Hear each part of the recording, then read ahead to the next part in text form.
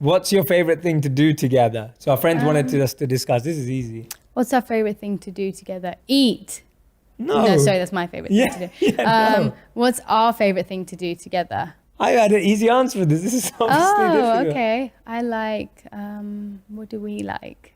What do we like to do together? Mine was activities and experiences. Oh, I thought it was like a specific one. No, like activities. Yeah, we love doing that. Like escape rooms, and we went to a virtual reality escape room the other really day. Good. You organized that. Yeah. We went on a hike. You had a hair in your. Oh, thanks.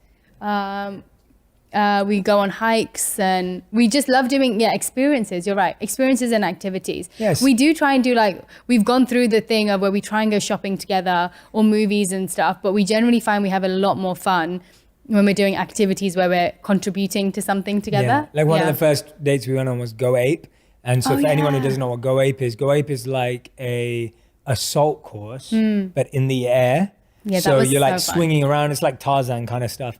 And we loved it because it was just like, it was active. We were both doing stuff together, helping each other out. We love escape rooms, even though there are times, I think we've evolved. Yeah, like the first time I went on an escape room with him, I was like, we are never doing this again, because I'm so relaxed and I'm just winning. like, oh, if we win, it's fine. If we don't win, it's we participated and that's what counts. Yeah, I'm like, no. And he's like, come on, we have to do this. Get over there. I'm not angry. You're not angry, but you're like very enthusiastic. And so I'm sitting on the chair, like we're meant to be escaping a prison, and I'm just sitting there with like a hammer in my hand, and he's like looking around everywhere trying to search for it. He's like, why are you not helping? And then the trap door opens because she like by and I get it right anyway, just by being chilled out. So now I've realized, trust her. So we did that recently and I trusted her. And it was good, and I actually got quite... You did well. Yeah. You did well. We enjoyed it. We did. That was really fun. Activities and experiences, getting outdoors, doing stuff together, solving puzzles, something that engages us in talking, discussing, achieving something together is a great day. Yeah. Like achieving something together when we went for that cooking class, for example, like we cooked a meal together, like that was fun, and then we ate it. When you create together, it's such a special experience. Yeah, that's so true. And I think that more of us should find time with our other halves, or even people who are dating or getting to know, to create together. You just learn more about the person. It's so much quicker, so much easier. We've also started spending a lot of time because of how our schedules work. Sometimes we end up just spending time together where we're just catching up and talking, which actually is quite nice, because we didn't used to do that. And I think that used to get us to a point where we felt like we maybe didn't know each other as well as we wanted to, or understand each other as well as we wanted to. But now we do take out time to just, like catch up and ask the other person about what's going on. Me more so than him. He used to do this anyway.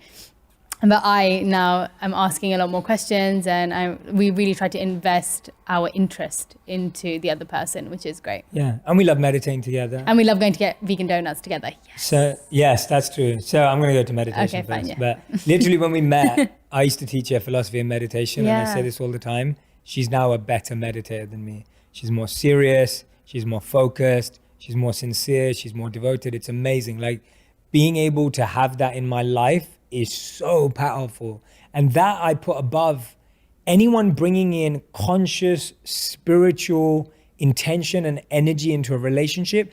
That's above someone bringing money. That's above someone bringing anything else. Like that's just the most powerful thing that you can bring into a relationship, because it's helping you eternally. It's helping you for the rest of your life. And I think it's undervalued of how much bringing positive, beautiful spiritual energy is into a relationship. And you've been doing that since day one in our relationship. Like she literally, for the first few years we were dating, she was like waking up at 4 a.m. and going to meditate with the monks every morning, right? Like with the community.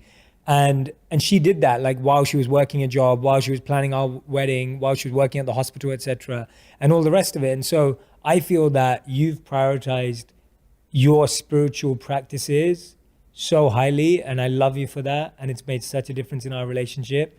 And for me, it's like, what can I do to let you keep having that? Like, what can I do to keep letting you be that light in our life? Because that's something that you can't buy. Like, you can't buy that anywhere. You can't just make that happen anywhere. And I value that more than any other contribution. And I learned it all from him, so.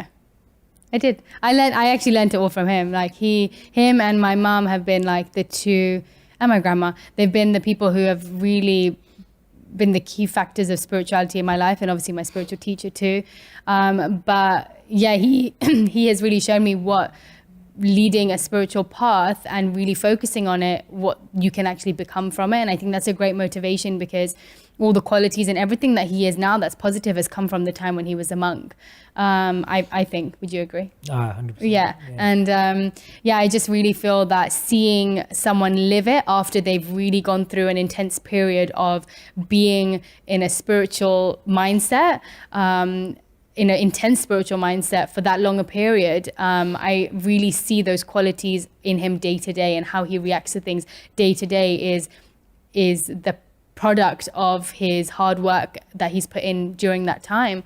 And I think that's a great motivation for me, because I'm just like, well, I want to see life in that way. Like, I want to see situations in that way, or react to people in that way, or interact with people in this way. And I think everything has been from that time in your life.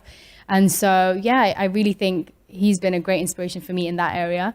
And I just know that that's what brings me the most happiness. And when I don't do those practices, I know it's every part of my life suffering. So I know that if I really feel like I'm not dedicating enough time to my spiritual practices, then I'm a lot snappier with you, and I'm a lot like my relationships suffer, my quality of like the rest of the day just doesn't feel like it's got as much quality as it could have. I haven't got the most out of the rest of my day because I haven't prioritized my soul and like my connection to God at the beginning of the day. And for me, that's so important. And so yeah, I think it definitely does impact relationships.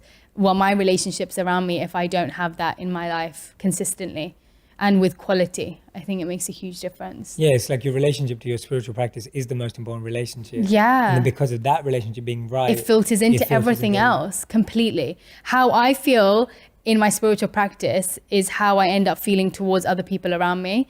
And so if I don't feel like I put my best into that, then I know it filters through everywhere else. And I've observed that in myself. And so I think for the sanity of everyone around me, I have to make sure I do it too, because it's not just me, it affects everybody I come into contact with, because I'm a product of that, I feel. Yeah. Do you want to add anything on that? No, I think I'm good. No? Yeah. Okay.